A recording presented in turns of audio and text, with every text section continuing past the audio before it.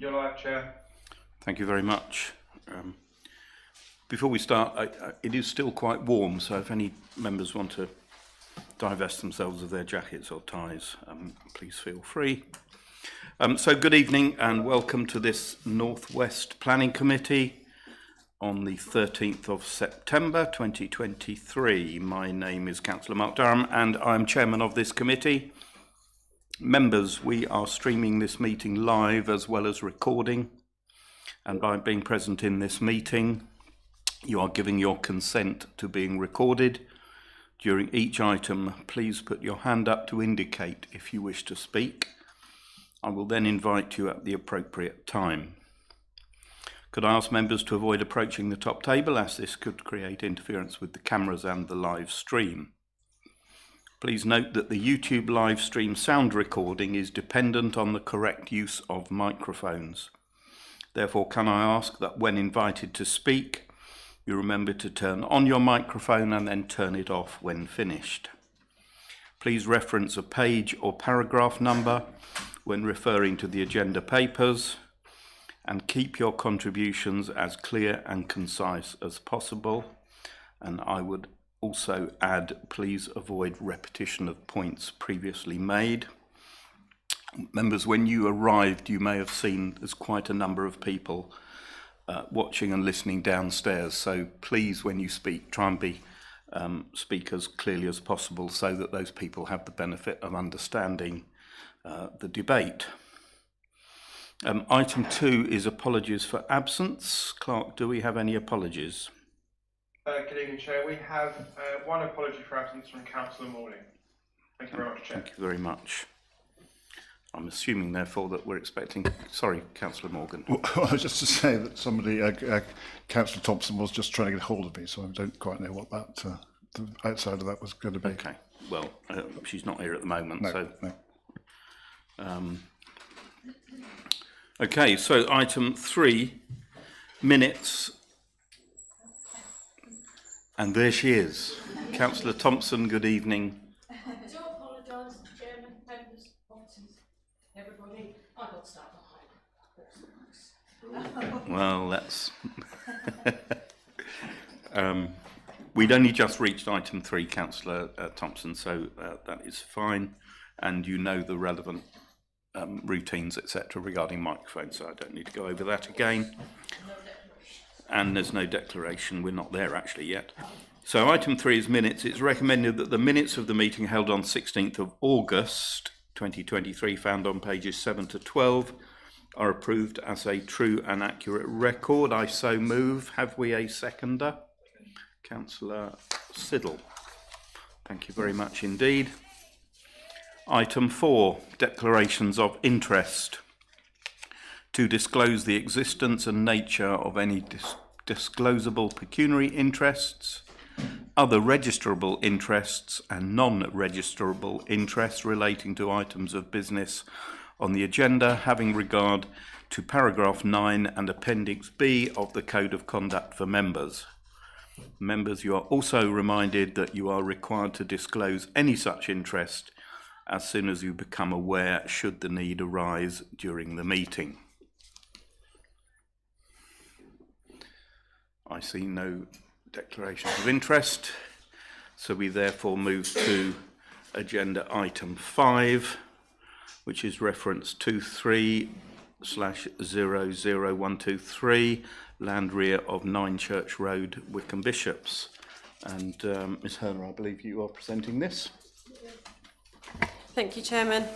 So just before I begin, there's just a couple of verbal updates. So in the members' update circulated yesterday at paragraph 5.3.17, it states that 25% of the entire site will be first homes. That should read 10% of the entire site and 25% of the affordable, so that actually equates to 5 dwellings. Members will also be aware of the MP letter that's been circulated, which has been addressed within the members' update, but I thought it also worth just elaborating on the ownership issues that have been raised. So the land in dispute is outside of the red line boundary and applies to number 11 Church Road, which is down here. So because it's outside the red line boundary, we won't require certificate A to be signed as part of an application. And as set out in the members' update and the committee report, officers are satisfied that nobody has been prejudiced by certificate A being signed, and officers have sought appropriate clarification on the ownership of the site, and we're satisfied that this won't impact on the ability to deliver the site access or the footpaths. It's also worth noting this matter wasn't raised as part of the previous appeal by the inspector, and so we're content that the application can be determined. I also sought legal advice on this from the legal specialist yesterday, and he's happy with this approach. So moving on to the presentation. Councillor Morgan. Yes, thank you, Mr. Chairman. With regards to the bit of land that's not subject within the red line boundary, I understand is that one that's going to be subject to a possible Grampian condition?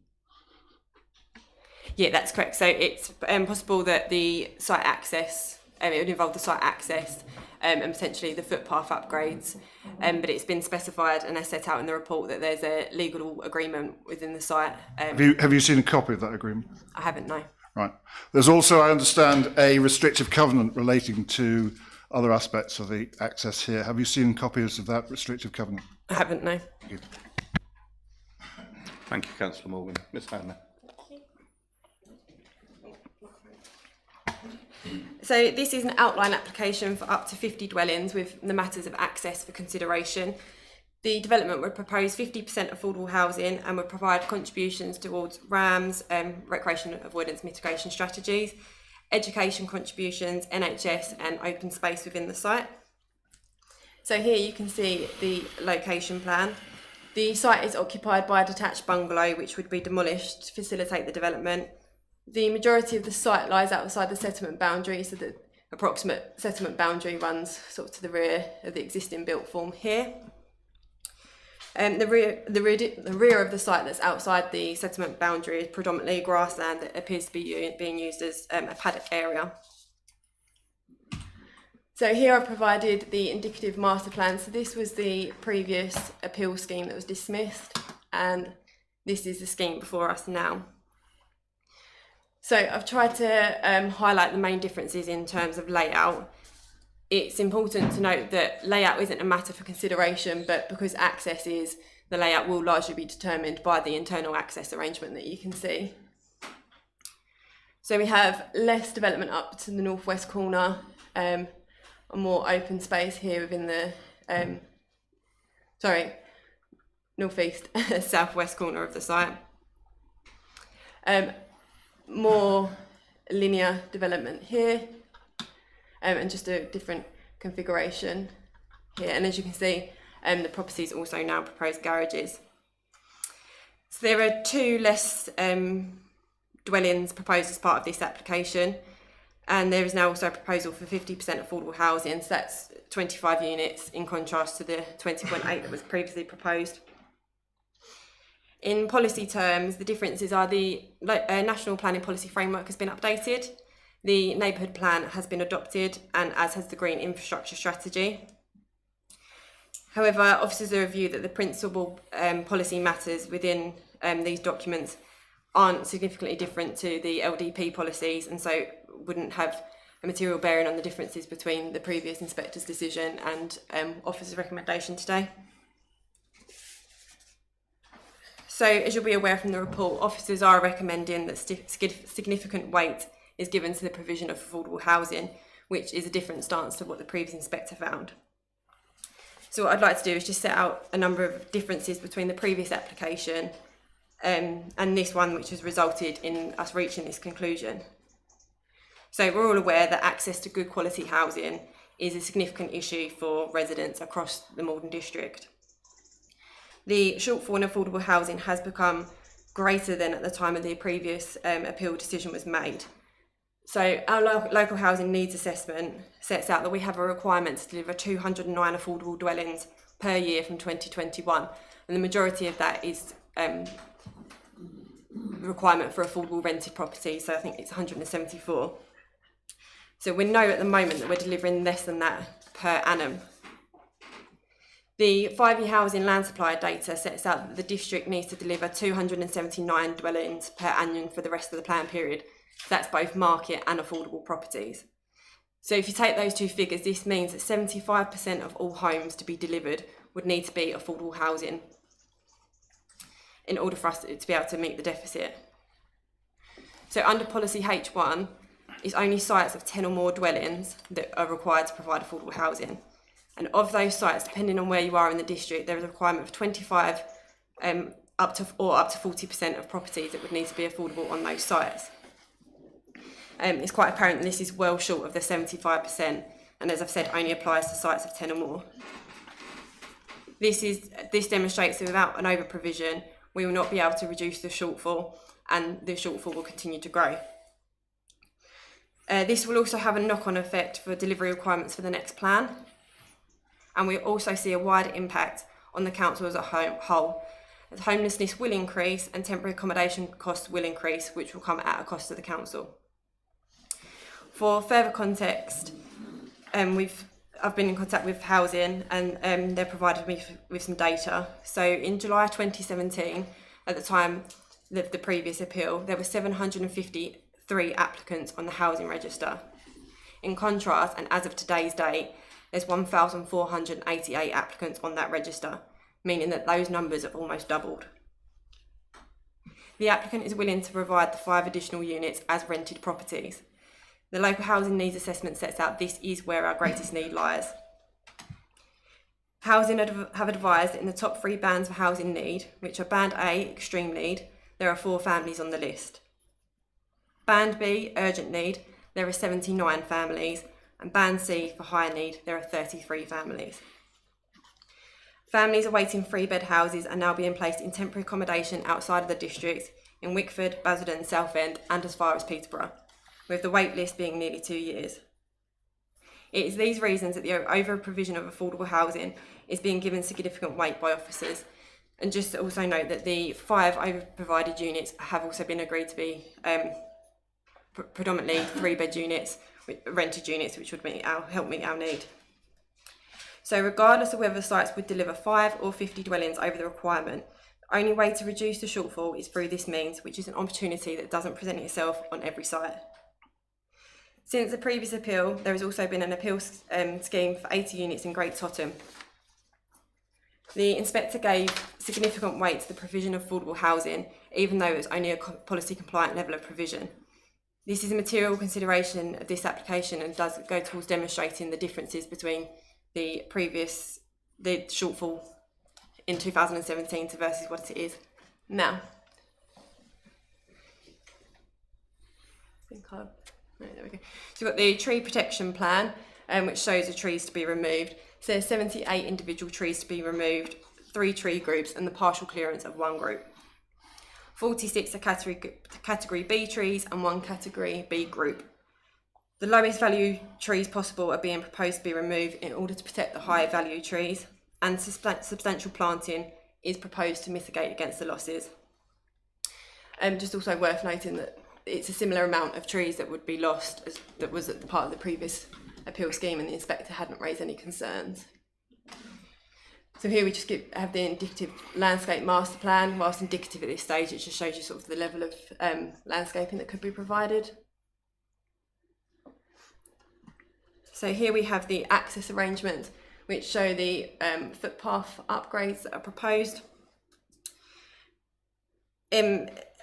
It's worth noting that even if the footpaths can't be constructed, the situation wouldn't be any different to most of the existing routes throughout the village where there is no continuous footpath, and this is a stance supported by the local highway authority. The footpath proposed as part of the previous scheme also did not connect to the existing footpath network, and as I've said, this wasn't raised as a concern. Now we have quite a few pages of photographs, so I've just tried to annotate the views of what the photographs are looking at. So you can see the junction of Church Close and Church Road, looking across towards Church Green, and yeah, more of the Church Road street scene. So just to give you context, the site is here. So this is part of the site access adjacent to where the dwelling would be demolished, and some photographs within the site, sort of looking southwest towards some existing dwellings.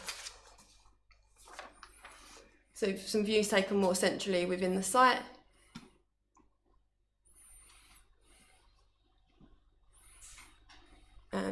did I change the slide? So then some more sort of photos taken from the boundaries on the site. So what you can see over here is the existing built form on Moat Lane. And photos taken again in the site looking back towards the access here, and this is from the access out onto Church Road.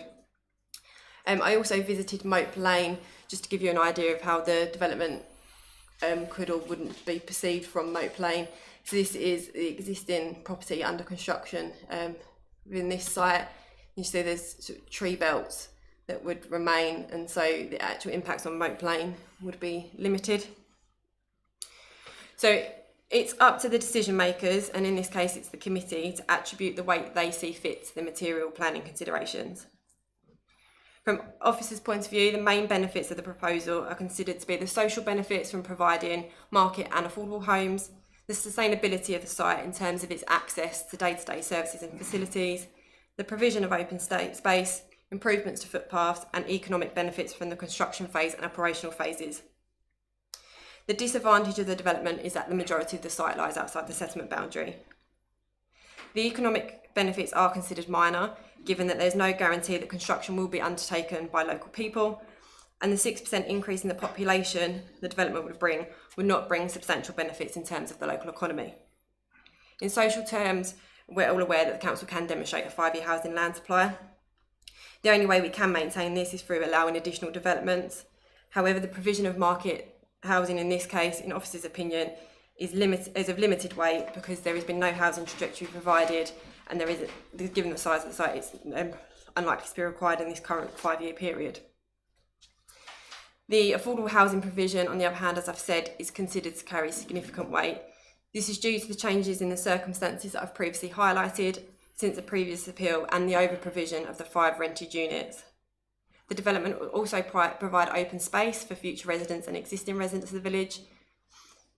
The development is contrary to Policy S8, but as highlighted within the report and by the previous inspector, there would be no adverse impacts on the intrinsic character and beauty of the countryside or the character and appearance of the area. The starting point for the decision making is the LDP, and the development is contrary to Policy S8.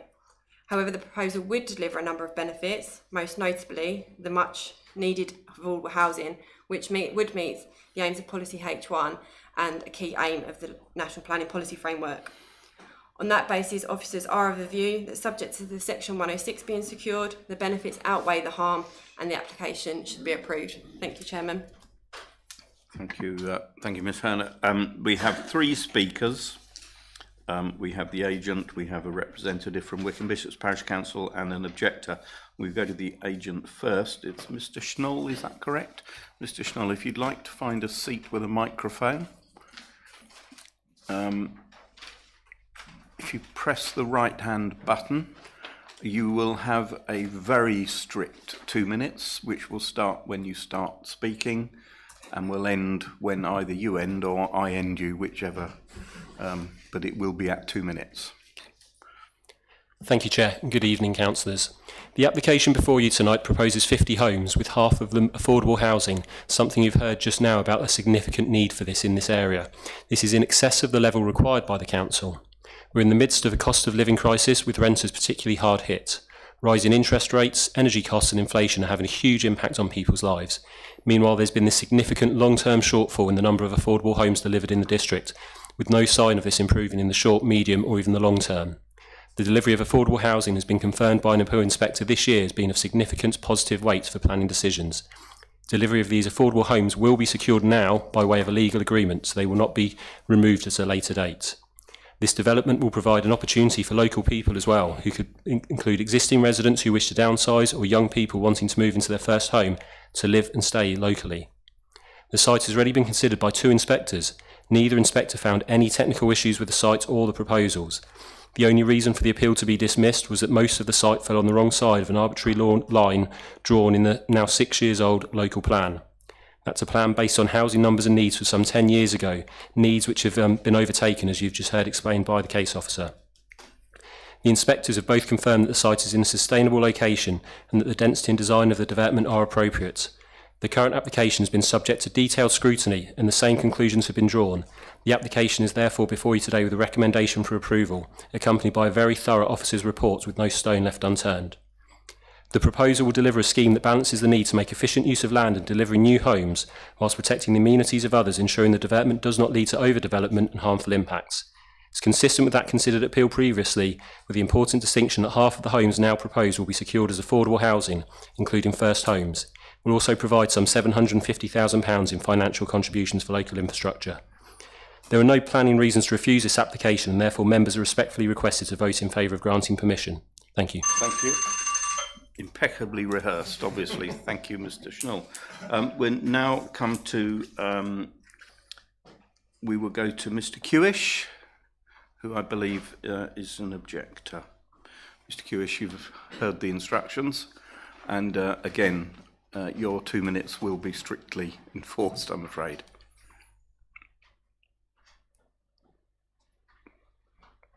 That's it. Thank you. I represent over 200 objectors who do not understand the officer's determination to approve this application. The applicant and officer agree this proposal is nearly identical to 2015. The reasons for refusal then still apply. National policy requires you respect local plans, but the applicant confirms the proposal breaches policy S8 and none of the exceptions apply. This alone points to refusal. The officer gives one argument to tip the balance. The recent offer to add 5 affordable homes above the minimum requirement, which she claims is significant. But 5 additional homes is insignificant for the district. Haybridge Gardens suburb alone delivers 341 affordable homes in a truly sustainable location, which Wickham Bishops is not. Over-provision of 5 should carry very little weight. This is an outline application. A Section 106 agreement for 50% affordable housing is proposed, but the officer confirmed that this can be varied later without your approval. This happens frequently through a viability assessment. The 2017 appeal statement states, the applicant is unable to meet a 40% provision due to issues of viability. He only agreed to increase to 40% after the local development plan was adopted with a minimum of 40%. The government data shows costs of building supplies rose 60% since then. So how can 50% affordable housing be viable now? If you approve at 50%, but that drops to 40%, the applicant, perhaps through viability assessments, the applicant will have made a mockery of Maldon's planning process, this committee, and set a terrible precedent. The officer and High Court agree that councillors decide the weight to apply. You can choose to give these homes no significant weight, and you will not create a legal risk. So I urge you to give very little weight to the extra houses, the 5 houses, and refuse again. Thank you. Likewise, well rehearsed. And now we have Mr. Wardrop, who is the chairman of Wickham Bishops Parish Council. Mr. Wardrop, you've done this before, you know the routine.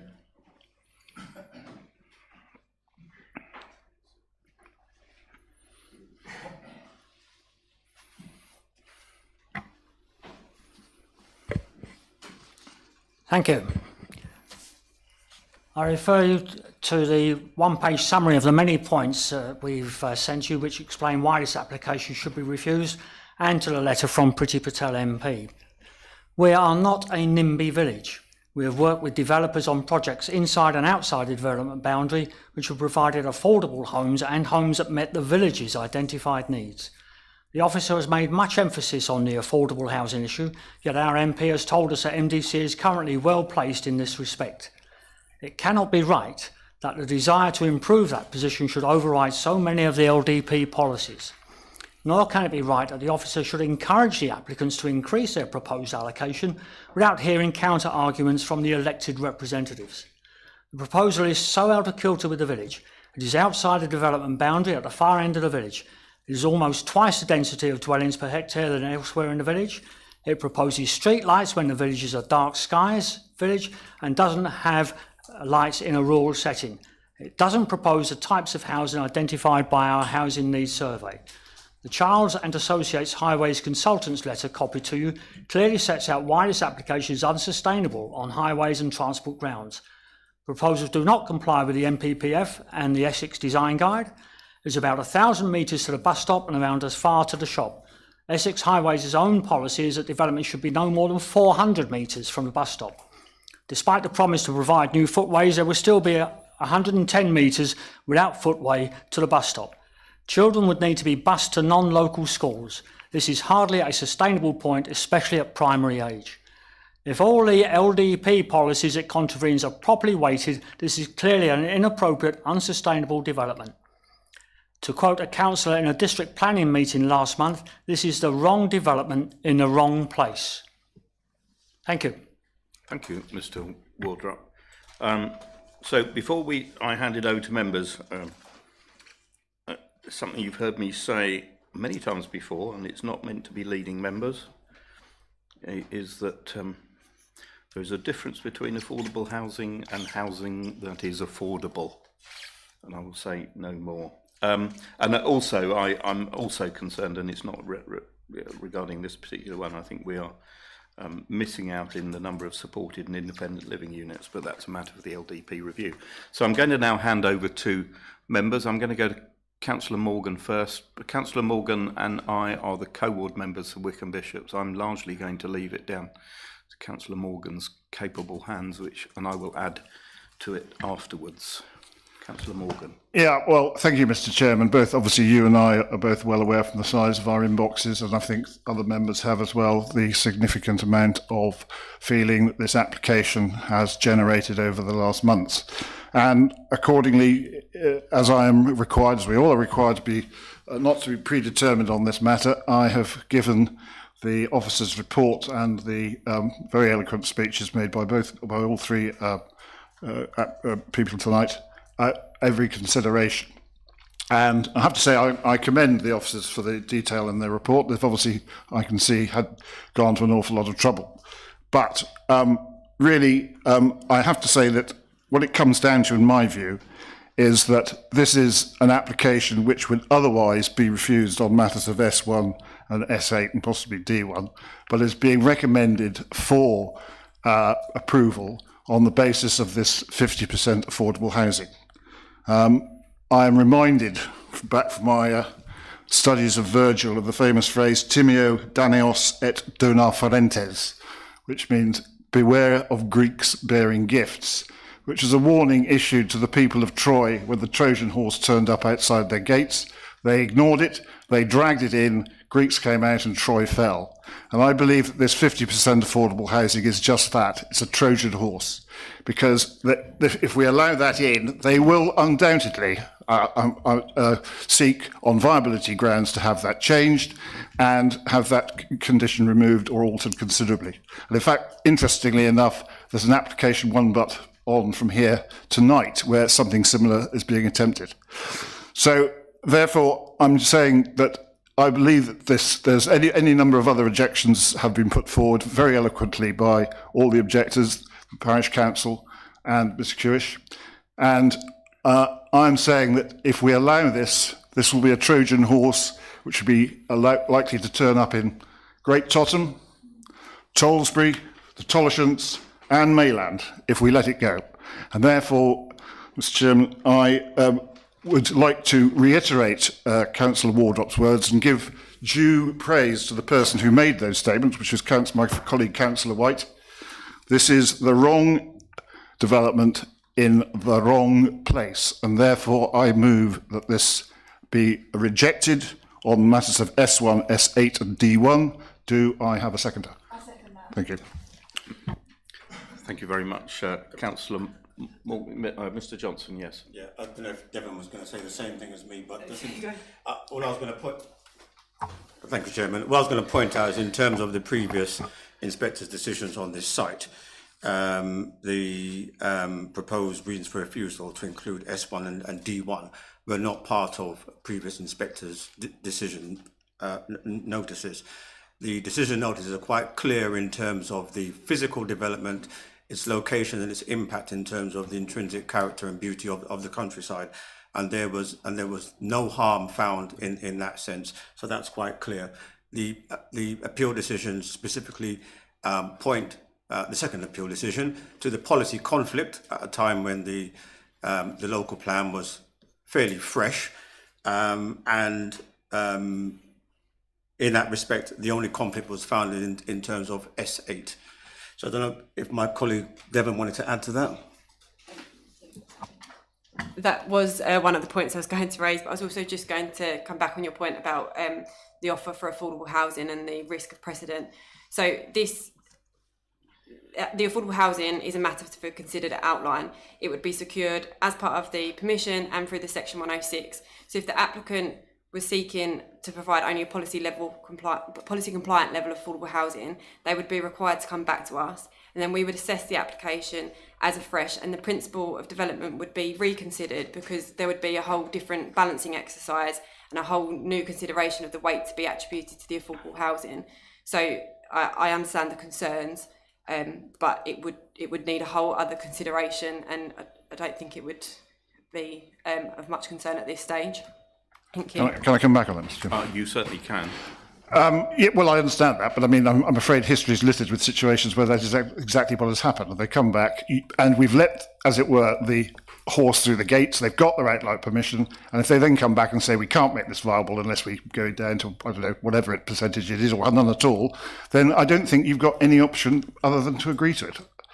And more to the point, with regards to S1 and D1, you say that the previous inspector said there's no particular harm to the village. I can assure you that there will be on this development, and we simply do not, or I do not agree that that is an actual viable reason. And S1, in terms of sustainability, I really don't know where there is the doctor's surgery has closed in Wickham Bishops. The school's bursting to capacity. You've got to go down to Whittam to get anything. The bus service is about to be withdrawn. This is not, and I mean, if they do have the 40 or 50% affordable housing here, those are exactly the services that those 50% of those houses are going to be wanting to use, and they aren't there. So that's why I also add in S1 and D1. Thank you, Chairman. Thank you, Councillor Morgan. I've got you, Councillor White, but Councillor Thompson was first.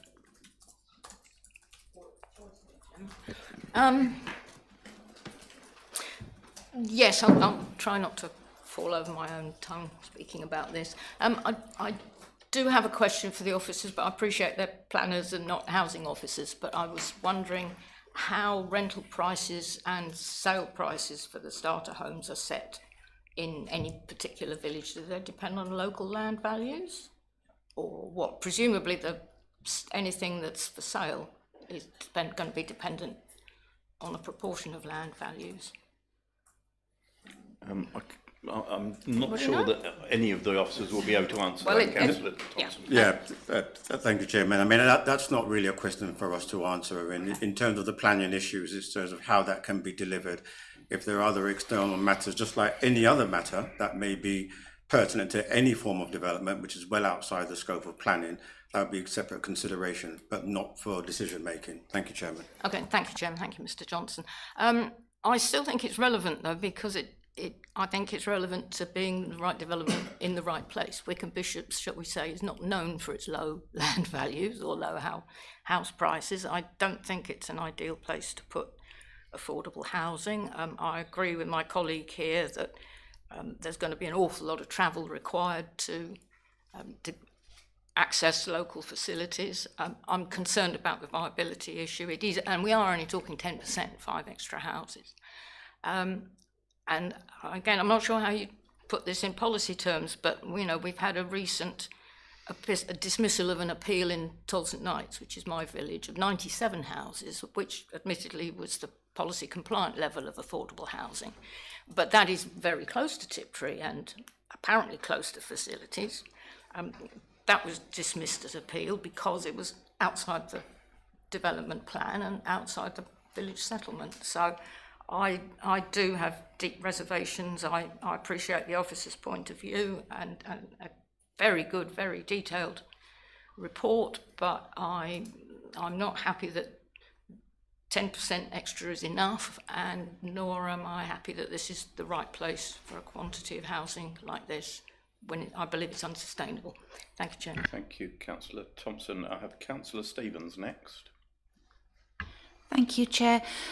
Yes, our local development plan, yes, it's not new, But it is still our local development plan, and we have a 5-year housing land supply, so we're not in a tilted balance position.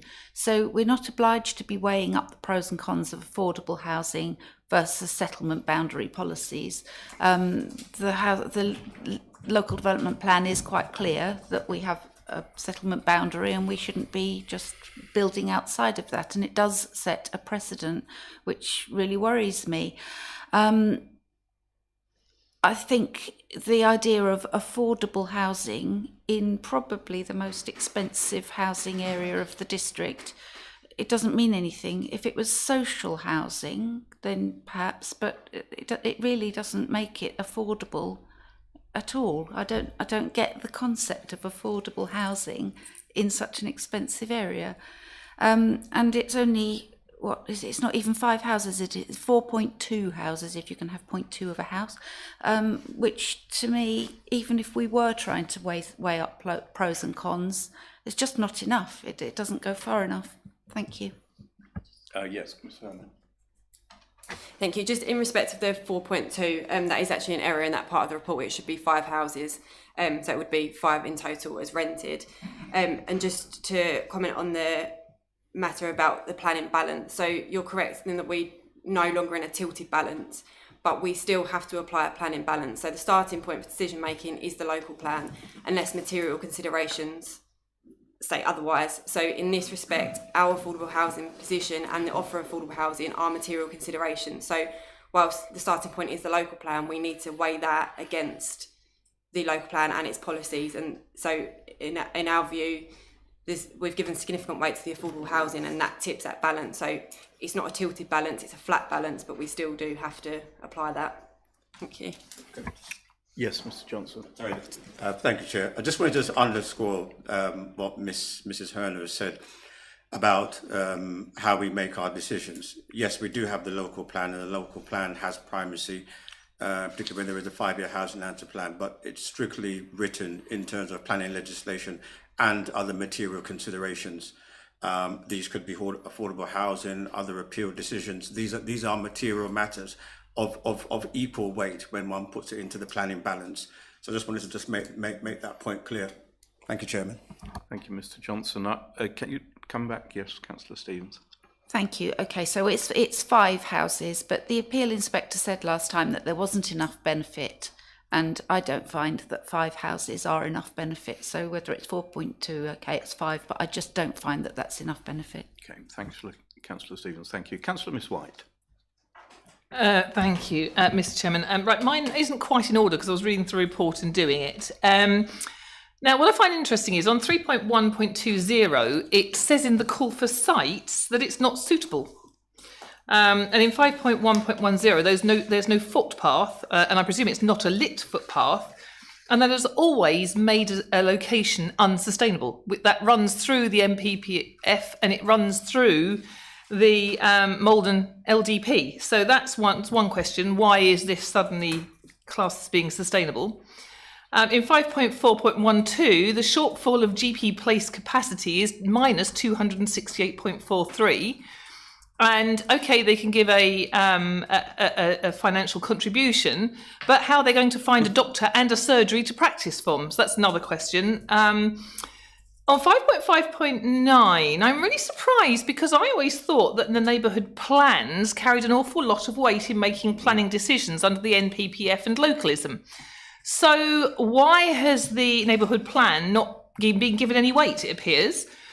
On 5.9.3, it says there's a potential lack of gardens, a garden space that's, you're saying, 3 metres short from the indicative plan. So why is that, if it doesn't meet the modern design guide from the indicative layout, why is it considered sustainable when it doesn't meet the modern design guide? Then we go on to 5.1.18, 5.11.1, 5.11.2. Now, it says lower down in the public comments that there are going to be 78 trees removed. Can you please tell us what they are? On 5.11.1 and 5.11.2, we've got a hedgerow destruction, presumably because it won't be wide enough. So have they applied for hedgerow destruction? And then in line of that, and bearing in mind I work a lot with nature, and our land at home is massively beneficial for carbon sequestration, how are they going to cover the carbon sequestration for this application?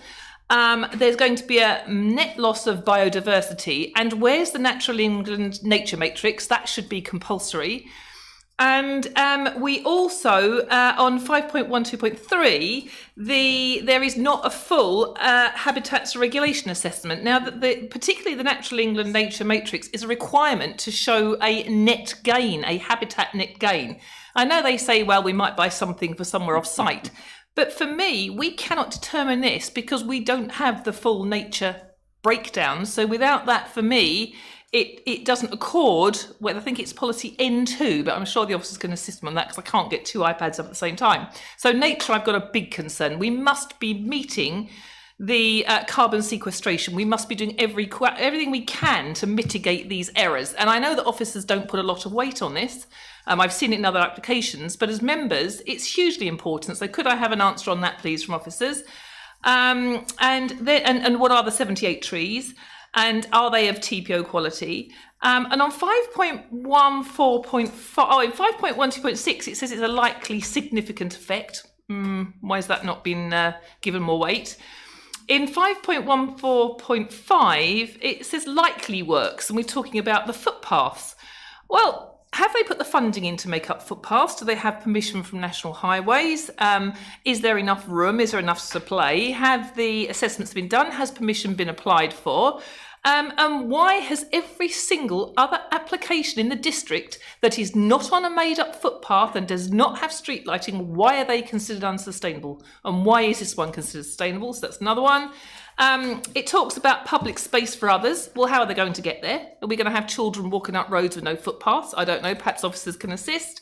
And then the final one has been touched on by my colleague. Have we a detailed financial viability assessment? Because we have developers going bankrupt left and right. We've got wage costs going up. We've got material costs going up. We've got houses that aren't selling. We've got the cost of living. We've got the interest rate rises, wage rises. Because for me, unless we have a robust financial viability assessment, we shouldn't be approving this application because I have concerns about it. And then lastly, the last one I've got is on sustainability and transport. I think it was under public comments. They talk about the bus stop being 900 metres away, and I understood that the walking distance is considered less than a metre. So how many metres on the road, not as a crow flies, are all the general amenities? Because I know Moat Lane, and I didn't realise there was anything that close by.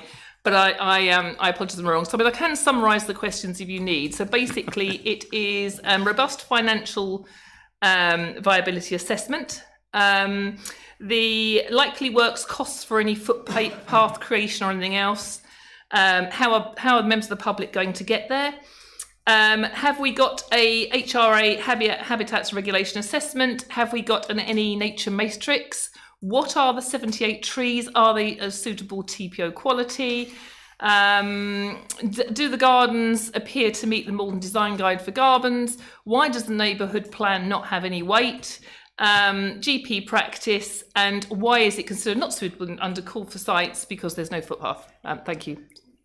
Well, Ms. White, I wasn't counting the number of questions, but it was certainly a lot. I think we'll let the officer answer as many as she can. If there's any that you aren't answered, then if you could then perhaps provide a reminder. Mrs. Herner. Right, I'll try and start from the beginning. You were typing away furiously as the questions were coming. But so in respect of the call for sites and the site being unsustainable, the call for sites is a desk-based assessment. Top level, we've said throughout with any applications that come forward, it doesn't carry any weight or limited weight in assessment plan applications. So it's a blanket approach. If a site doesn't have a footpath currently, then it is automatically marked red within the call for sites, as I understand it from my policy colleagues. With this, the applications come forward and they've demonstrated that those footpaths can be provided. So through the planning application process, there's a lot more rigorous assessment that's taken place on that site as a whole, rather than just an overview of desk-based assessment. So that's why there is a difference between the call for sites and the planning application. In terms of why is the site sustainable, The previous inspector found it to be sustainable. Wickham Bishops is one of the larger villages within the district. The inspector says themselves that this is one of the most sustainable sites within the district for the provision of housing. In terms of the GP capacity, again, as I say, this is a larger village. Through the planning process, all we can do is secure the monies towards improving GP infrastructure. It's out of our control and to some extent outside the applicant's control how the NHS use that money and deliver those facilities. All we can really reasonably require them to do is provide the necessary contributions to mitigate against that. I've got 5.59 neighbourhood plan, thank you. It's not that we're not applying any weight to it. What the report is getting at is that, so the neighbourhood plan and the LDP carry the same amount of weight in decision making. But what we're saying is the policies within the local plan are not inherently different to the policies within the local plan that would result in us reaching a different conclusion in respect of the application. In terms of the garden spaces and the back-to-back distances, the layout is indicative. The application is an outline application with only access for consideration. So the applicant would be expected when they come forward for reserved matters to ensure that all the garden sizes are acceptable and that 25 metre back-to-back distances are provided. The 78 trees, I won't pretend to know precisely what the species are, but they are category B trees. So the intent with the remove of the category B trees, which are around the periphery of the site, is to ensure that the category A trees can be retained and protected. The arboricultural consultant has been consulted and hasn't raised any concerns. I would be sure that if they felt that there was a need to protect, to retain the trees, that this would have been raised with us, and it's a similar number and similar trees that were found to be acceptable to be removed as part of the previous decision. In terms of the removal of the hedgerow, this will also be dealt with through the application, and there's native hedgerow planting proposed around the edges of the site to make up for any losses.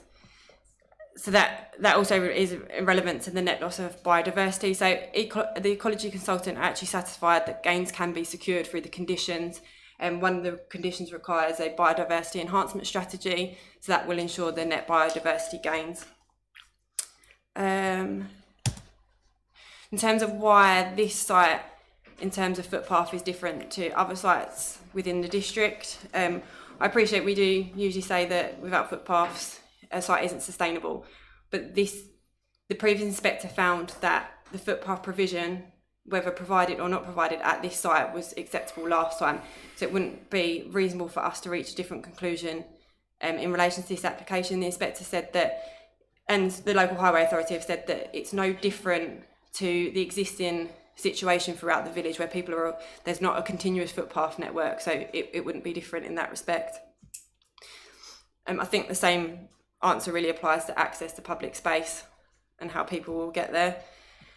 In terms of viability, the applicant isn't required to provide a viability assessment because they're over providing. We would only expect them to provide a viability assessment if they wasn't providing any affordable housing or under providing. We have no reason to believe at this stage that the level of affordable housing can't be provided. And as I said previously, if they come back with an application, we would assess it as fresh, and we would look at the principle of development in terms of a policy compliant level of affordable housing and then attribute the weight accordingly. And then I think the last one was transports and bus stops. So the National Planning Policy Framework highlights that access to sustainable travel will vary between rural and urban areas. We're talking about guidance contained within the Essex Design Guide, which obviously covers both very urban and very rural areas. The provision of the bus stops, as I understand, hasn't changed in relation to the previous application, and the inspector did find that access to the site is sustainable. I think Michael might have some things to add. Just wanted to, thank you, Chair. Just in terms of the viability, just one point. The rules around viability and development is fairly strict and fairly rigorous in this application.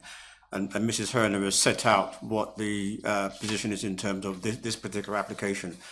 But just in terms of the sort of wider point on viability, and has been mentioned before, developers cannot just sort of roll up after having a decision notice in hand, and suddenly, that's not our experience, yeah, right? They can't just roll up and say that they can't afford the development, yeah, you know, and then we just acquiesce and then dilute the scheme. And also at the same time, each scheme is considered on its merits. The position here is finely tuned. We had a refusal for a specific reason. We felt that that specific reason was overcome. If that reason was diluted, then officers would clearly not support the scheme. They would be in a position where they'd have to go to an appeal. So that's the position in terms of officers and the approach that we have to take in terms of these applications. Thank you, Chairman. Well, thank you. I hear what you say, and I'm going to let Councillor White come back, but certainly I think Councillor White will agree with me. In our 12 years, we have seen viability studies come back to reduce it. And I personally, I find it difficult to understand why a viability study is not required if somebody's offering 50%, whereas it would be if it was 40%, when the 50% is probably more dubious. But Councillor White, have all of your questions been answered? No, they haven't. Okay.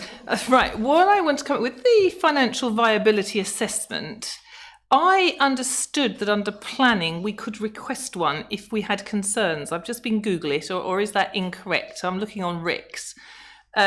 So do we have the power to insist on it when members have a concern over the financial viability? So that's the first one. And I didn't get an answer to how far away the services were.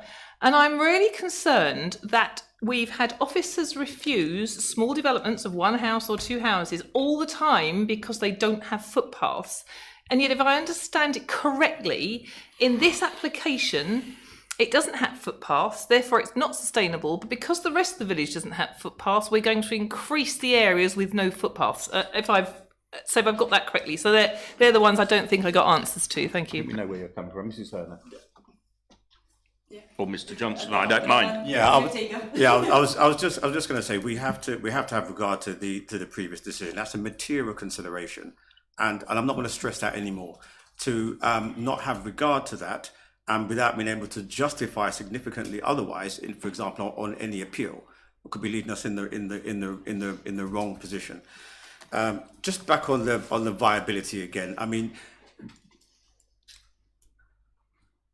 officers can request a viability if they feel that hang on. Yeah, let's let the officer. Officers can request a viability if there is reason for them to believe that there is an under provision in terms of a particular requirement. Yeah, that's relevant to that particular scheme. So if they came in with 30%. We would say, well, that's unacceptable. Well, and if they said, well, you know, that's all we can afford, you would have to submit a viability statement, just for example.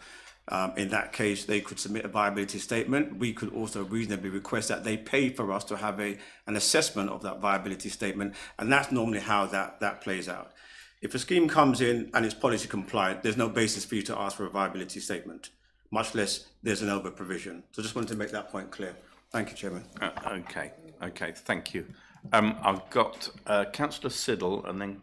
I think there was some unanswered questions. Oh, well, there's any more? Yes, sorry, Mrs. Anna, Yeah, I think there was two questions. The distances to facilities, but whilst I don't know the exact distances, I think Mr. Johnson's covered that in the respect that the previous inspector found that the distance to the facilities were acceptable. The site does lie out on the western edge of the village, and so there would be a walk into the village, but this is an issue that's previously been discussed and found to be acceptable.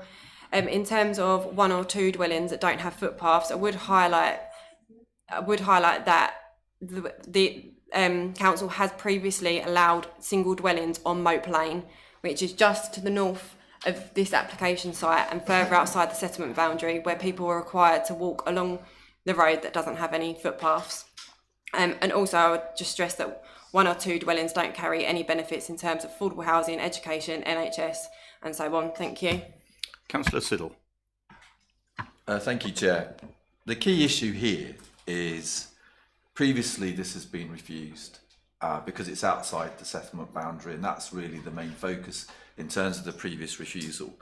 And the material consideration this time is the fact that instead of having 40% affordable housing, we've now got 50% affordable housing, which is the material consideration that officers are now tilting in terms of approval. What we have to decide at this committee, which is what officers decided on this, those extra 5 houses are significant in terms of our whole district, in terms of the need for affordable houses. So we're talking about 5 houses across the need of the whole district. Now, to me, 5 extra houses in terms of affordable houses is not significant. So therefore is not a material consideration in terms of this decision. We cannot say that 5 houses is a significant material consideration. That does not stack up. I can see what officers are trying to do, and I appreciate what officers are trying to do. We do have a need for affordable houses. However, it's already been said at this committee, Wickham Bishops is the most expensive place to live in the whole district. To have a 2-bedroom house in Wickham Bishops, it's going to cost you at least £300,000. That is not in any way going to create affordable housing. When we look at the houses that a few years ago were built on Whittam Road and the corner of Snow's Corner, it took ages for the affordable housing there to be sold because it was so expensive. So we are not creating affordable housing at this site. So therefore, again, it is not significant. If we were saying that we were going to build social housing and social rental housing, that would be a different matter. But it's not even social housing that we are building. It's affordable rent. The average person cannot afford an affordable rent in Wickham Bishops because of the nature of that village. So these are the wrong houses in the wrong place. So therefore, the material consideration at this site is significant, is not correct. And therefore, we cannot use that as material consideration. So we go back to the original thing that this is outside the settlement boundary. I found it quite offensive that the developer says that our settlement boundaries are arbitrary lines. They are not arbitrary lines. They are there to protect the integrity of our district and our villages. And this settlement is not, or this new development is not sustainable. And therefore, we must refuse it, and we cannot take into account the material consideration of these 5 extra houses as being significant, because that does not meet planning terms. Thank you, Councillor Siddle. I have Councillor Morgan. I'll let you have a second go because you're the ward member.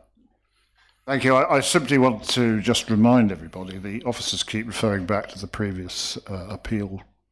That happened, 6 years ago, and the circumstances in Wickham Bishops have changed considerably since then, and therefore I really don't think that that's really that relevant anymore. Thank you.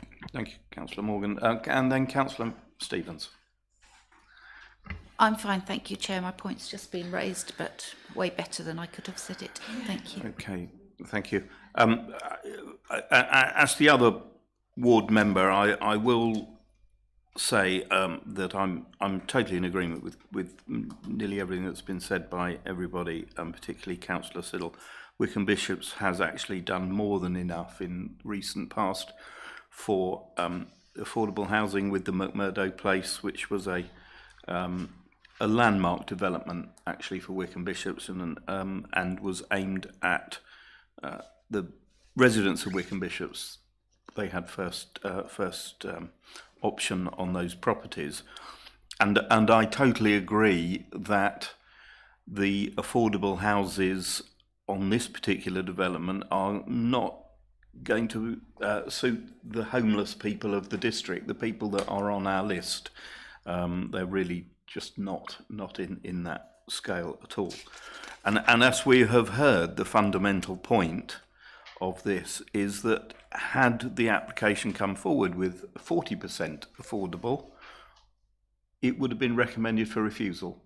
And it is simply the addition of the 5 extra, and nobody's decrying the fact that we need affordable housing, or housing that is affordable, and we also need independent living and supported living units, that 5 additional houses, the benefit derived from those 5 houses, in my opinion, does not outweigh the long-term damage that this particular development would bring to Wickham Bishops, not to mention the precedent that it might set elsewhere in the district. So, as the co-ward member, my views are clear. Unless we have, I didn't go for to ask if there was a proposer for the recommendation to approve. I think because I probably knew it would struggle for a second. I may be wrong, but we do have a proposal on the table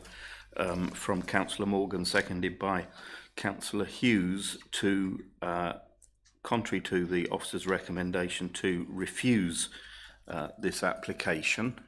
Unless members have anything else they wish to add and ask, I'm going to ask for a vote for that motion to refuse. Those in favour? Those against? Abstentions? Thank you, members. So that application is refused. Reasons for refusal. I will let Councillor Morgan, you have those reasons for refusal, I think.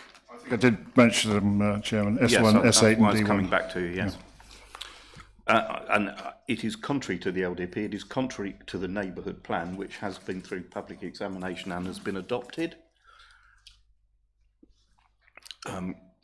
Councillor Morgan. The weight of those 5 extra houses does not outweigh the damage to the. I think that's a good one, is that the benefit of the development does not outweigh the harm. No. Or you know, various different. Yeah, Mr. Johnson.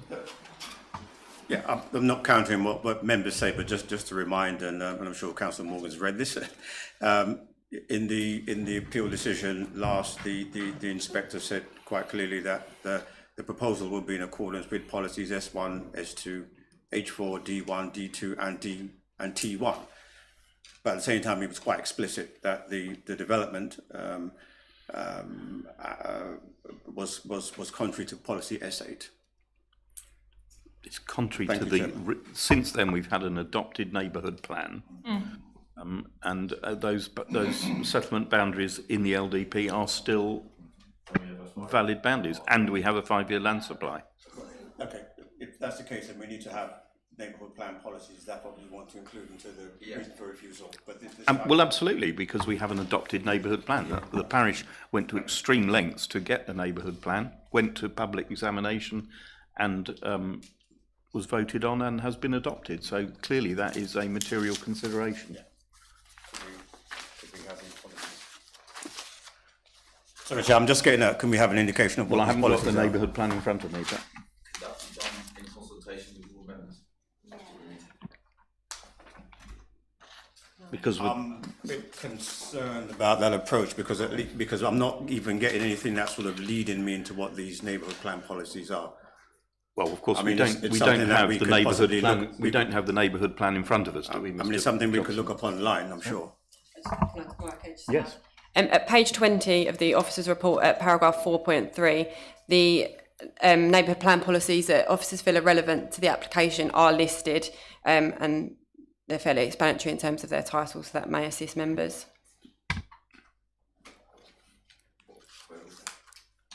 Paragraph 4.3 of the report, page 20. Yes, I think it'd probably be prudent if we just have a couple No, of minutes. we want it. It's absolutely bulletproof. Thank you, Yep. Mr. Johnson.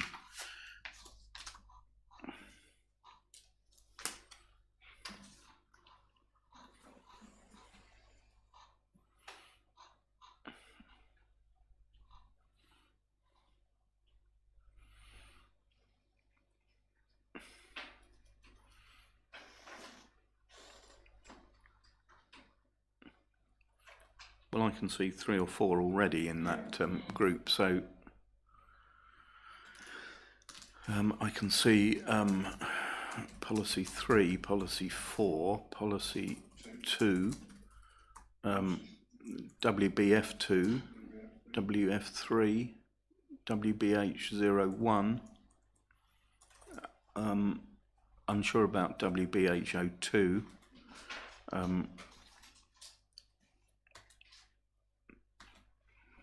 WBE02, biodiversity and natural habitats. I think that one is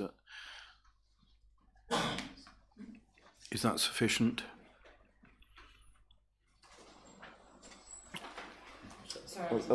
WBF 02 and 03. I think it's all of them, perhaps with the exception of WB01 home working and yeah, WBH02. I think apart from that is relevant to all of those policies. WBH01 with design. Yeah. I'm just trying to find out what this has gone. Yeah. Yeah, it's there. WH01 is design and character. Yes, absolutely. That is one.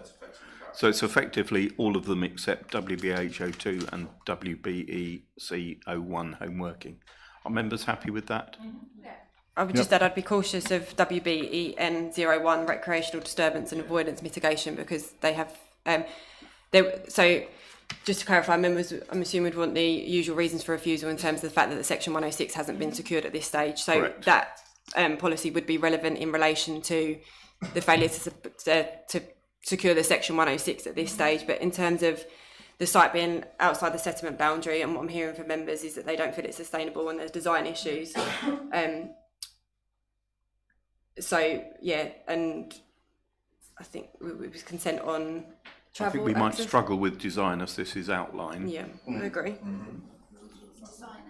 It does say respect the local character and natural assets and reinforce local distinctiveness. Well, the linear pattern along the road frontage is not for housing estates, it's for generally with single detached dwellings. It's not normally set back to a housing estate, so that doesn't meet the design. I think we have sufficient.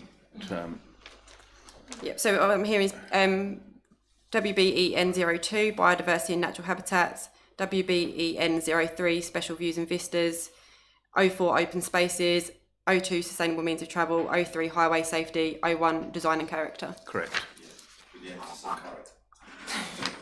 Okay. Thank you. I think the inspector did pick up on that in his last, in the appeal there was a problem with the character as well. No, that's not correct. That's Okay. not correct. Is it not? I thought it No, was that's clearly not correct. Okay. Right, that's fine. But we have now decided to refuse that. We have the grounds for refusal. Thank you very much, members. We will now move on.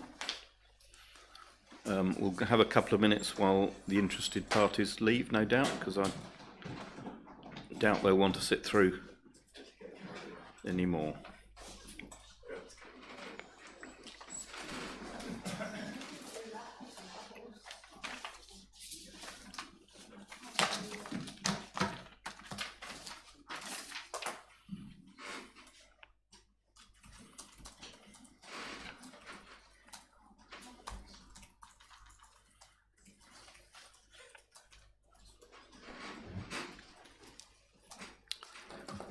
Okay, I think we're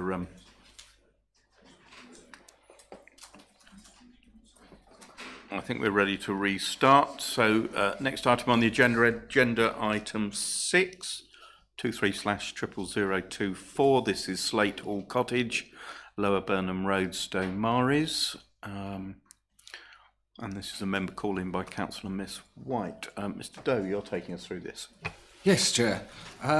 Item 6 is on page 71 of the agenda.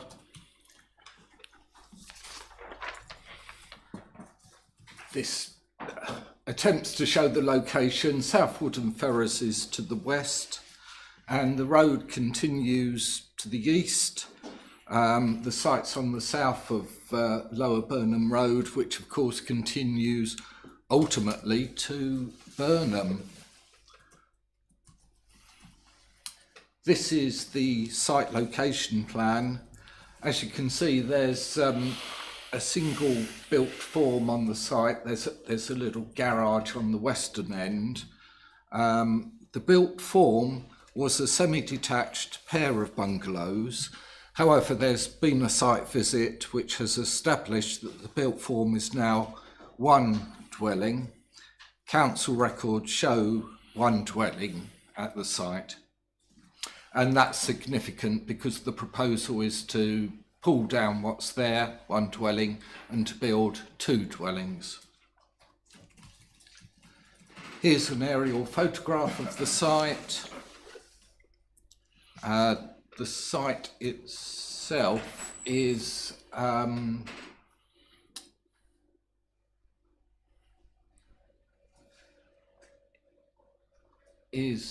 just about there, and the railway line to the south, of course.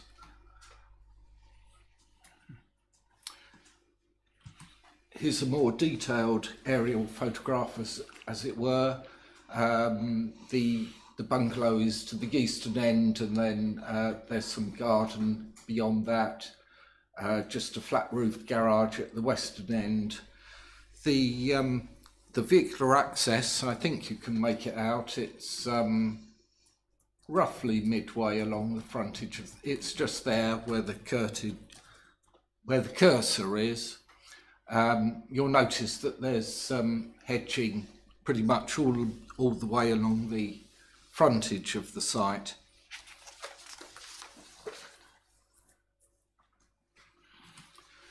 This is the existing block plan. This block plan shows existing trees on the site and shows a little more clearly the existing vehicular access. This is the proposed block plan. This shows that there would be a 6 metre wide new vehicular access just slightly to the east of the existing access. All trees would be kept on site and there would be 2 trees either side of the vehicular access.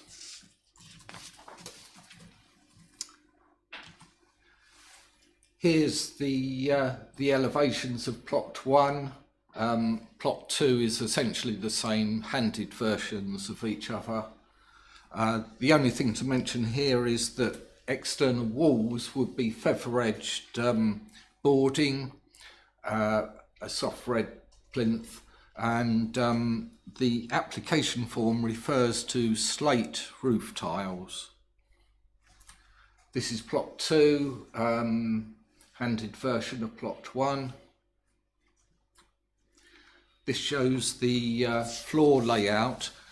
What is proposed is two bedroomed bungalows. The living area would be at one end, and there'd be a glazed area, which I'll show on the elevational areas. 2 bedrooms.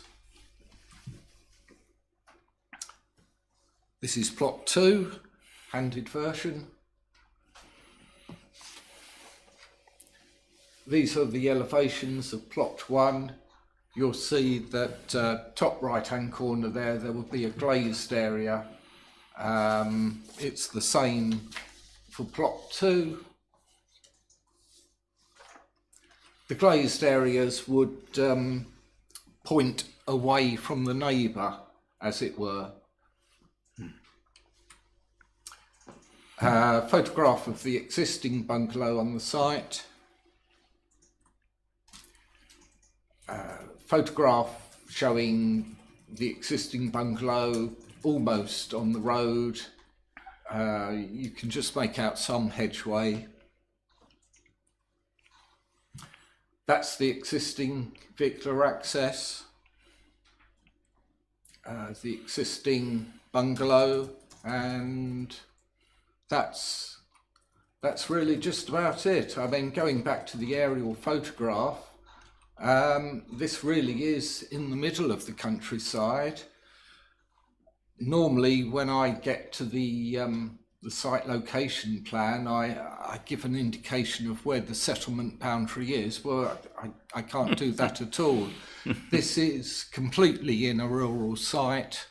and the reasons for refusal are essentially that it is outside a settlement boundary, it's an unsustainable location, and it's felt principally because of the new vehicular access and looking through that onto the parking area, it's considered that it would have an adverse impact on the character of the countryside. Accordingly, the recommendation is refusal, Chair. Thank you very much, Mr. Doe. We don't have any speakers on this. I believe, Councillor White, you called this in and you've indicated, so yeah. I did, thank you. Now, before I even start talking, if we go back to the really zoomed out Google Earth, I'll give you a little bit of history because I've lived in this district since I was a child. And if you look to the very left, I think that's the road coming from Woodham Ferrers, and it goes left to Cold Norton. And many years ago, that was the only route. And I remember when it used to be snowy, the road used to be slightly further south, and you had to go up this hill. And as soon as you got any snow or ice, you used to get halfway up the hill, and many times you couldn't actually get up the hill to get home. And where the main road is now, which goes straight on, you couldn't get up there because that was I can't remember if it's an exact dead end. I'm 99.9% sure it was a complete dead end. So when these cottages were built, these were tiny weeny cottages on a tiny weeny track. And now they're tiny weeny cottages right on the main road that goes from Woodham Ferrers to Burnham.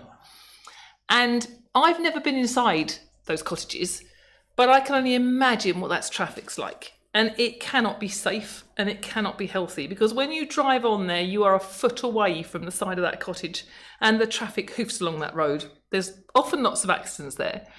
Now, when I was a child, we actually bought a puppy off them. The people aren't there anymore. And the next corner used to be known as Cow Shit Corner.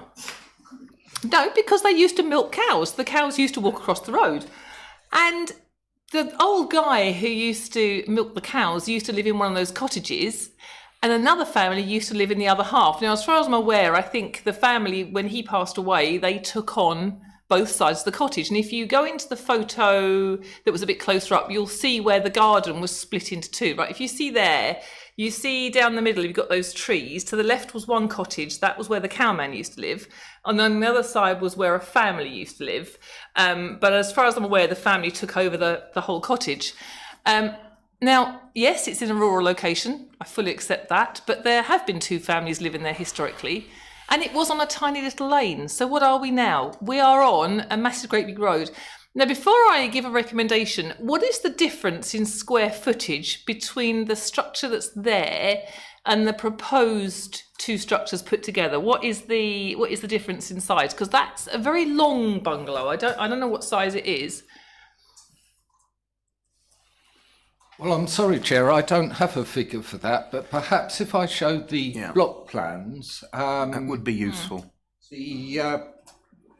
Well, over to the right-hand side of the plan there is the footprint of the existing bungalow.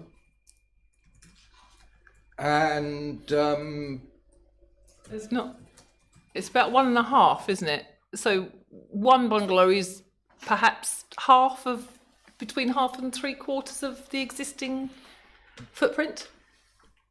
It's definitely smaller. It's way smaller. Let me go back, Mr. Doe, just so I can get...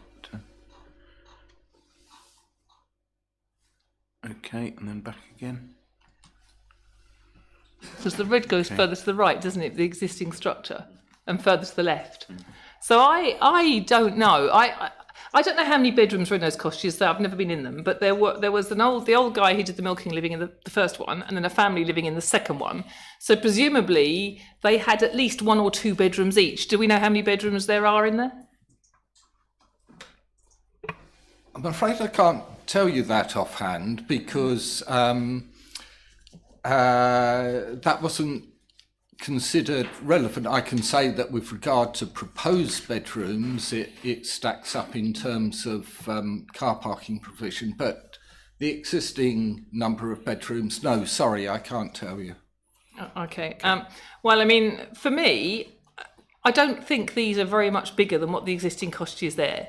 presumably it would help enable those two to be built. And for me, that existing cottage is dangerous. I've often thought when I drive past in a lorry, this must be awful to live there. And I can't imagine people do, but they clearly do. And I think the benefit of providing, I mean, it must be damp and cold, that house. I don't know when it was built. It cannot be sustainably insulated, heated or anything else. And I would imagine it's a very low quality standard of living.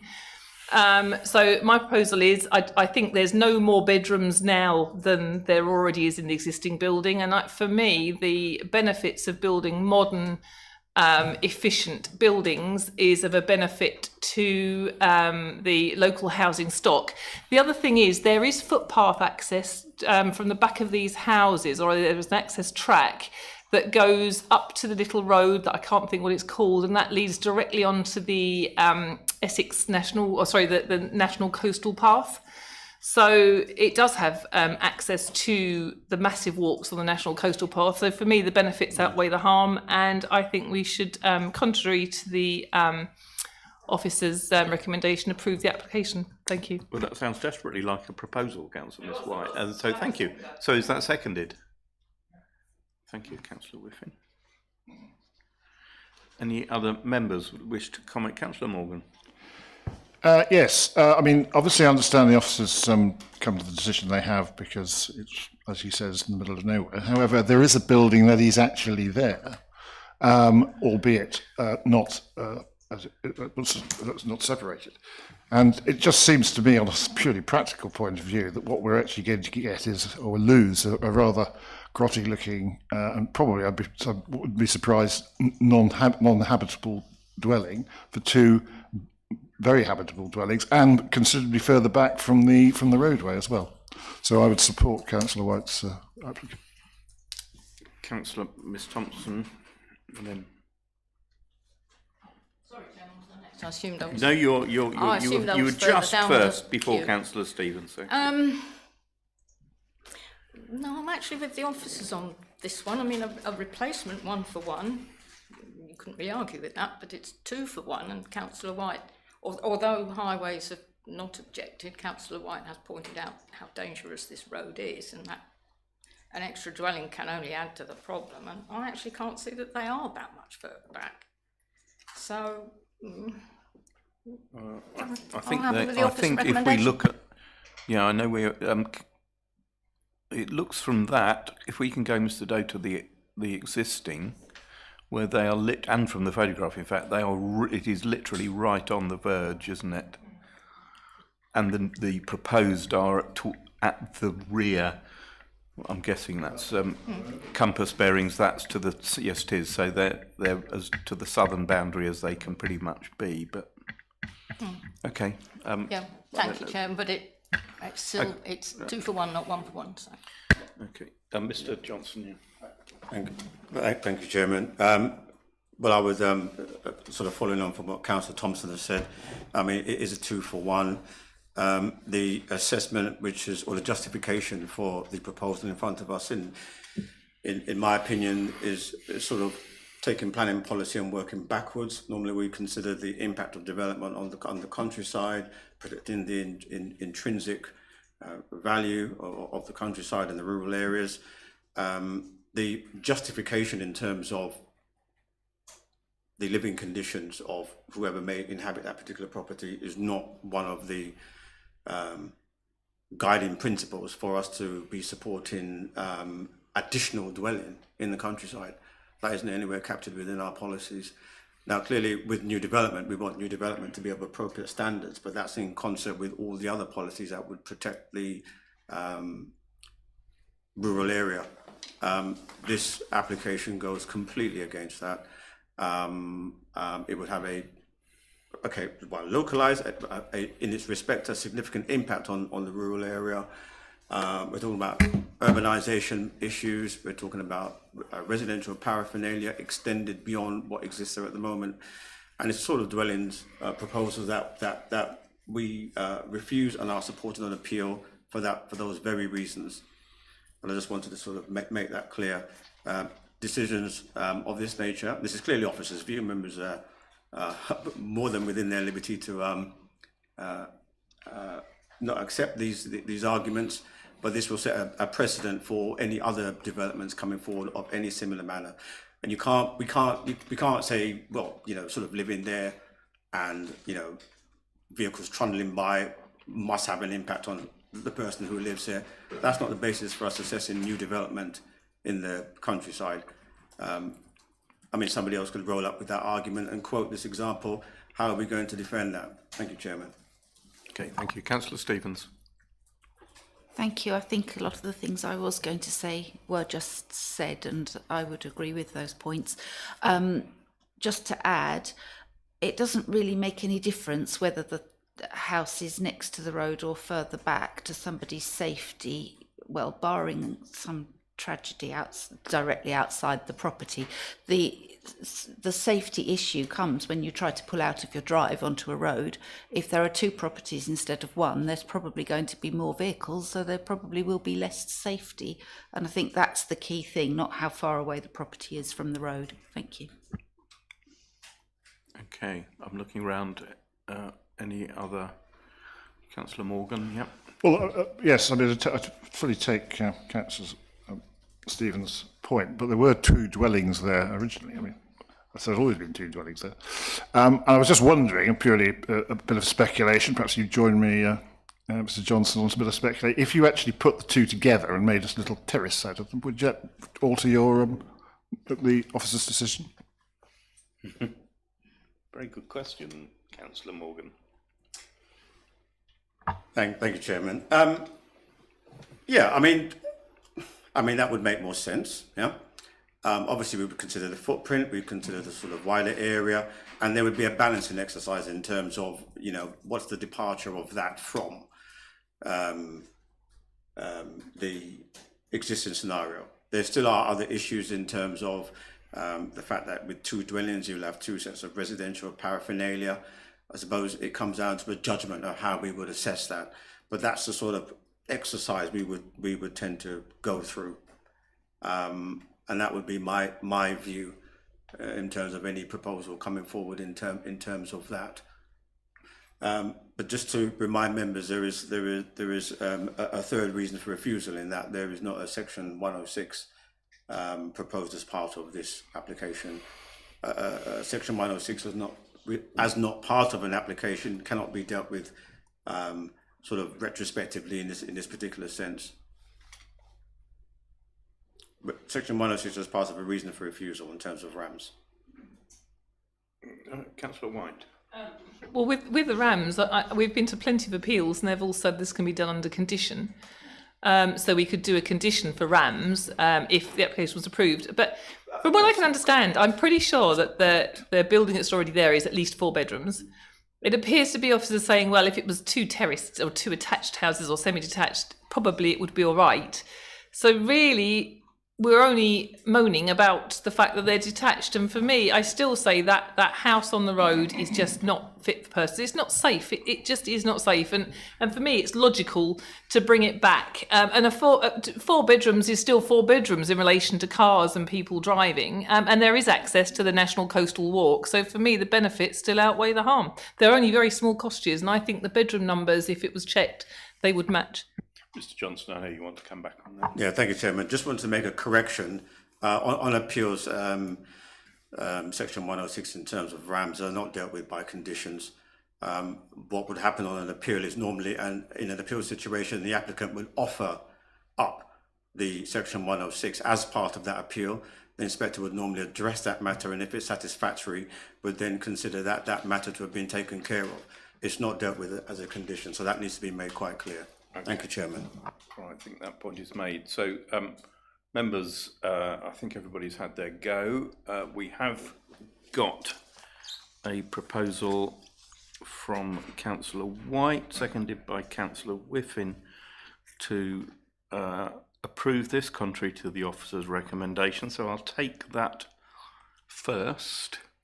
Though, please indicate if you are in agreement with that proposal. Raise your hands.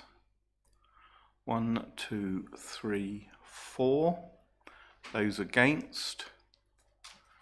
1, 2, 3. I'm abstaining. So that is carried. I beg your pardon, Chair. That's approval subject to completion of a Section 106 Correct. agreement. Yes. Yes. Thank you. Yes.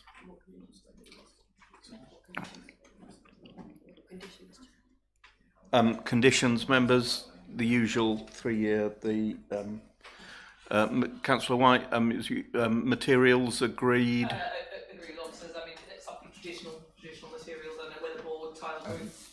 Yes. Officers could agree that, or between officers and the applicant. Yeah, I was dubious about slate roofs, but then Yeah, it is called see slate, roof isn't it? Or red tile roof and Yeah. black weatherboarding, so it fits in with what's popular in the district.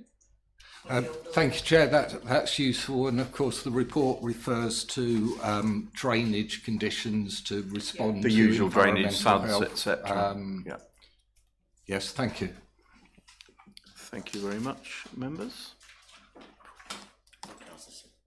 Councillor Siddle, sorry, yes, you are indicating. I've suddenly realised where the last application is, and it's Back Lane where my mother lives.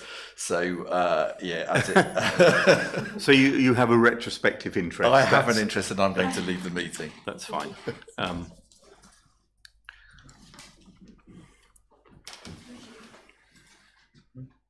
Yes, your microphone's on.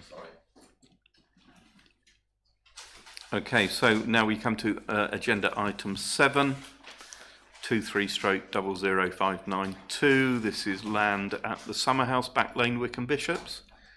Councillor Siddle has declared a pecuniary interest and is leaving. Not that I expect my mother to pick up clogs. Okay. Well, I hope not. She's a nice lady.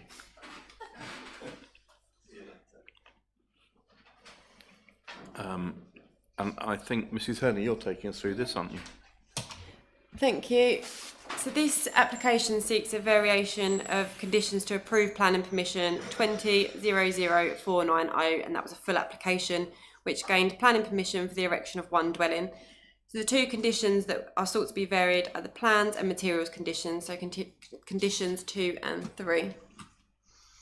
So here we have the location plan showing the site on Back Lane. The block plan showing the dwelling. So this is the ground, first floors and second floors now as proposed. So the, I think it shows better on the next slide actually. Yes, we've got a comparison. Sorry, no, I will go back. So we've got a new utility room at ground floor, which reduces the size of the garage, and the addition of an additional, lots of additions, of an additional staircase here. At first floor, the garage space, which was originally store space, is now an office, and then there's now a second floor proposed, sorry, which provides store and a plant room, and then this slightly increases the height of the dwelling by 0.2 metres. There's also a reconfiguration of the family bathroom to provide en suites, and the fourth bedroom would be provided as a large master bedroom with a dressing area. The internal arrangements aren't operational development and therefore don't constitute development in terms of what we're considering planning permission for. The main considerations for this application is the increase in the height of the dwelling and the alterations to the materials and fenestration, which we discussed. So just provide a bit of comparison between the ground floors. So it's this area here of the garage that will be lost to a utility room, and there's some bifold doors proposed here. And then the first floor, so you can see this area is now office space, and then the reconfiguration of the master bedroom and the loss of the family bathroom, so all bedrooms will be en-suited. This is the elevations as now proposed and as approved. So the changes to the south side elevation, so you can see, as I've said with the floor plans, the windows being replaced with some bifold doors, and the bifold doors here have been replaced with a window. So the materials are proposed to be changed from red clay plain tiles, old Essex red multi-stock brickwork with cast stone seals to the main range, and cream painted render with cast stone seals to the rear range, to clay plain tiles in burgundy sand-faced, Ibstock Leicester red stock brickwork, chalk render and reconstituted stone head and sill styles. So just to give you a few site photos, not too much to see at this stage, the dwelling's under construction, but you can see some neighbouring development in terms of what materials could be appropriate, with render being shown dwelling to the rear, and some more site photos of the access. Overall, the amendments to the scheme are considered to preserve the character and appearance of the site and the street scene. It is considered to not have a harmful impact on residential amenity, and the proposal is therefore considered in accordance with the relevant policies. And yeah, so the application is recommended for approval. Thank you, Chair. Thank you, Mrs. Hannah. We have two speakers for this. We have the applicant, Joy Jarvis, and we have the Parish Council, Mr. Wardrop. Mrs. Jarvis, would you like to go first? I think you were here earlier. You know the routine, so you press the right-hand button and we will start the timer when you start speaking. Oh, there's only one on that one. Okay, I'm sorry, yeah. Good evening, Chair. Good evening, members. My name is Joy Jarvis of Jarvis Developments. I've lived and developed in Wickham Bishops for many years. We've built two substantial country homes, of which we are extremely proud, one being Benton Manor, Wickham Hall Lane, and the other Leys Manor, Langford Road. Both of these properties were built in the proposed new brick, the red stock brick. This brick is also in Maypole Road, the village, and actually in Back Lane. It is so similar to the one that the previous owner chose. We purchased the site earlier this year as the planning approval was nearing expiration. When planning was originally granted on this site, it was a different world to what we live in today, with different materials being readily available. Therefore, we required the change of bricks and tiles, which were proposed by the previous owner, to the ones that are more readily available while still remaining in the same colour palette. Basically, we can't get hold of the bricks that he chose. They're just not available in the quantities that we need. At the time of approval, the roof construction thickness of timbers and insulation would have been in the order of 20 centimetres.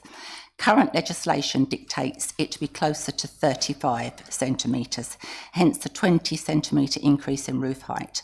We've also swapped over a window and a bifold door in the kitchen.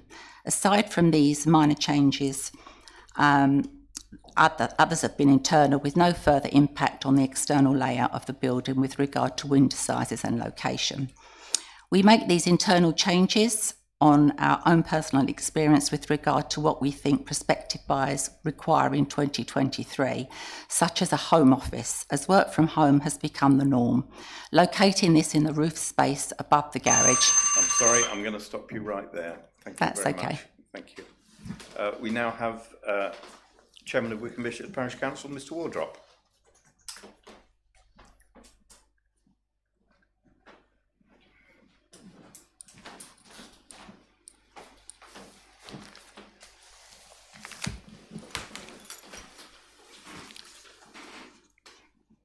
Thank you. This is not a simple variation of conditions imposed by earlier approval of planning permission. It involves the expansion of the building in area and volume. It proposes creation of 4 additional rooms, 1 over the garage and 3 in an enlarged roof space. Development on this site was originally approved at appeal when the planning inspector gave outline permission that envisaged a 4-bedroom house of modest height, 7.5 to 8.5 metres, without garage. The then applicant submitted a reserved matters application for a 6-bedroom, 3-storey house. After objections, the application was scaled back to remove the 2 bedrooms on the 2nd floor and the garage. This version was approved by MDC. Since then, there have been a series of additional applications as amendments, and now this variation, which, if approved, would restore the 6-bedroom, 9.3 metre high house with garage that was sought contrary to and far beyond the inspector's decision. The changes now proposed materially alter the drawings which were the subject of condition 2 of the approved application 20.00490.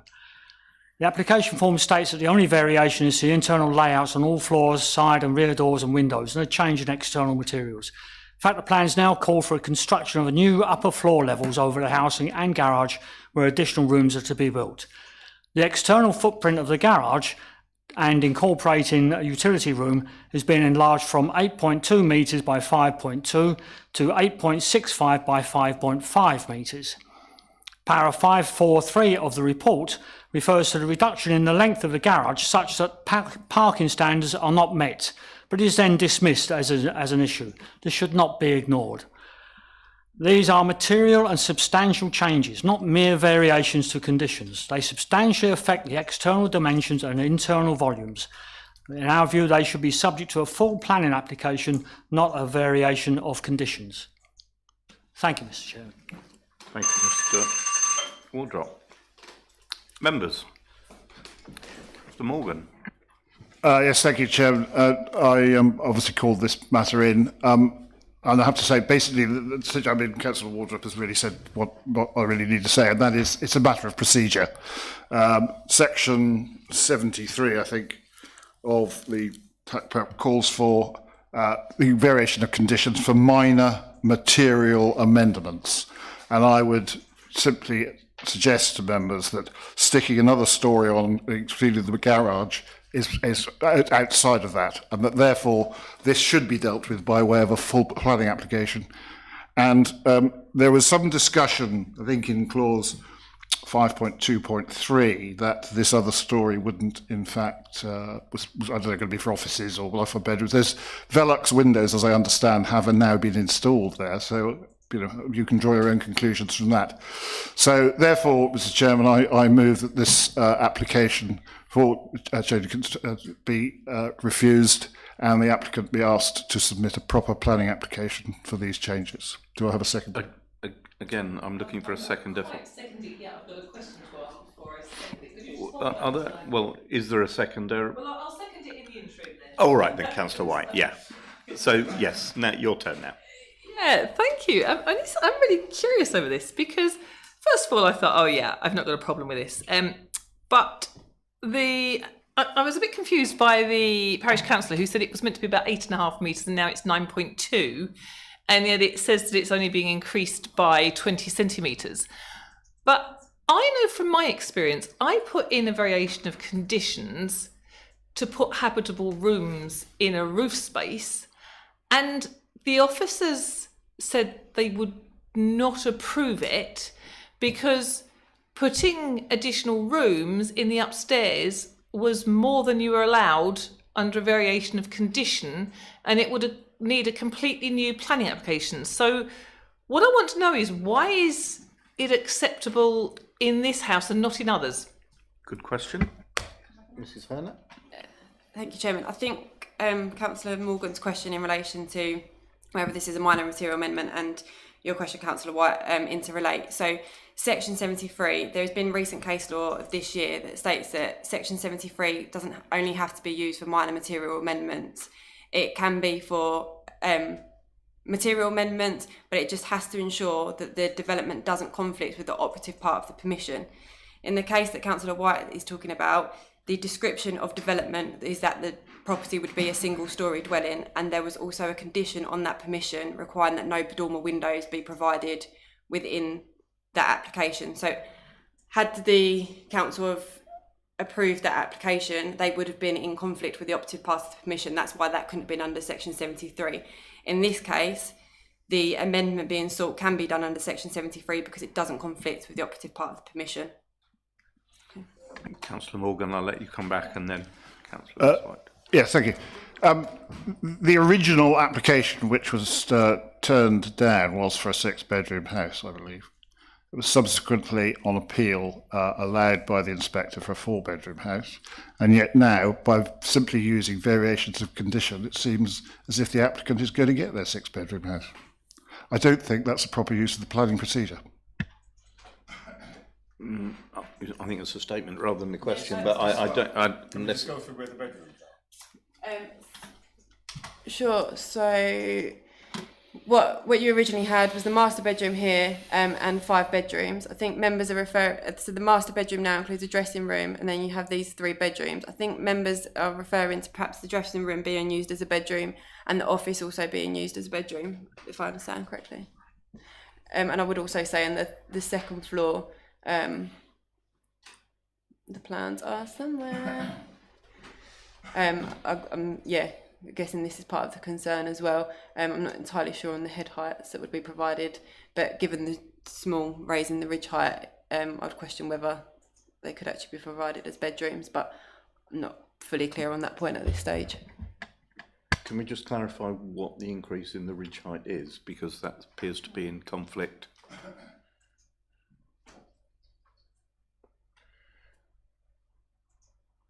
We've had 20 centimetres mentioned.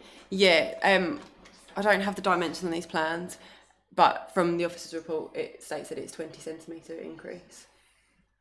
Okay. No, I'm sorry, you can't. No. No. Well, I'm sorry. Yeah. Thank you, Councillor Miss White. If I might come back, I mean, what's the difference? Surely we must have a ridge height, the original ridge height and the existing ridge height on the drawings, obviously that's over here. And is it changing from a 2-storey to a 3-storey, or is it still a 2-storey? That was my question, because if it had planning permission for a 2-storey, are we now talking about allowing a 3-storey? Mrs. Hannah. There are 3 levels proposed. I'm just checking what the...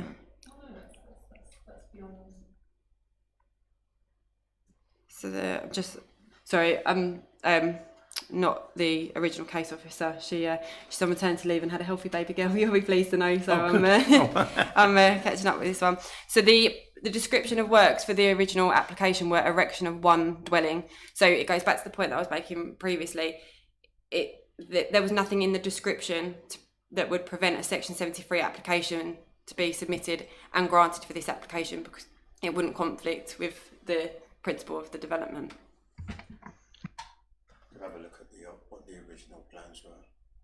Yeah. Original approved plans. What's the reference number?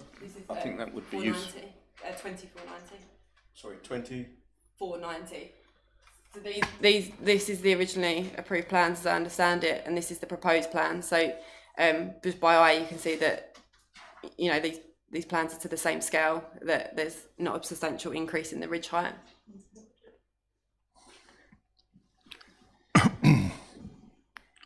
Yeah, and perhaps the west elevation shows that as well. So have you got the originally approved plans there? Yeah, they're there side by side. Right, okay. So that's showing that there's no change really, apart from the 20 centimetres. 20 centimetres. Yeah. Okay. Yeah. Okay, Councillor Morgan. No, I think my understanding is that there is another floor has been put in with the intention of utilising the roof space for accommodation. I'll just answer that. Yeah, I mean, it appears to me the additional floor, quote, is utilising the space within the roof. Now, one wouldn't need planning permission to be able to use one's roof space for whatever means one wishes to use the roof space. I think you need planning permission to turn a 4-bedroom house into a 6-bedroom house. No, you don't need planning permission to be able to access your roof space and to use your roof space, yeah?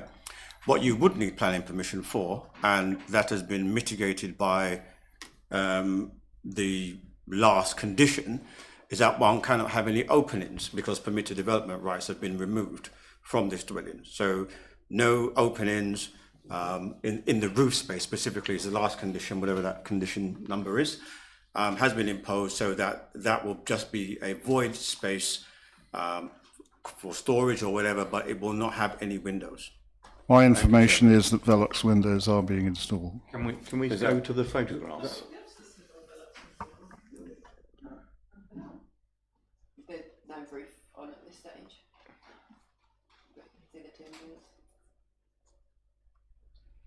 There'd be very dark rooms without any fenestration, of course. Okay. Are we clear on that? I don't recall. Did the existing drawing show that there were Veluxes? No. I don't recall seeing that. And the proposed? No Veluxes. They don't seem to demonstrate. There are no Veluxes But condition, which I did have a minute ago, condition 8 specifically says, notwithstanding the provisions of Article 3 of the Town and Country Planning GPDO, no second floor windows or other form of opening shall be constructed on the roof slope of the dwelling house or garage, hereby permitted without planning permission having been obtained from the LPA. Right. Okay.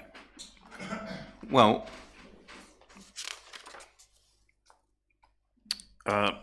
members, we have a proposal to refuse this, contrary to officer's recommendation, by Councillor Morgan and Councillor Miss White. Are you happy to second that? Yeah, because I still don't think that the information is consistent.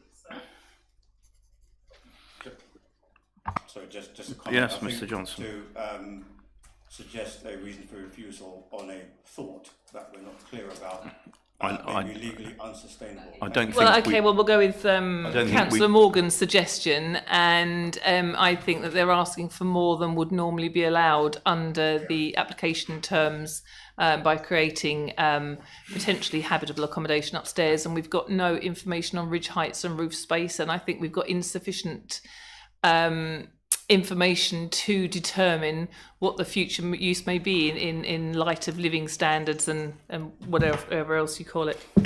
Hence the need for a planning application. Okay, Councillor Morgan is the solicitor.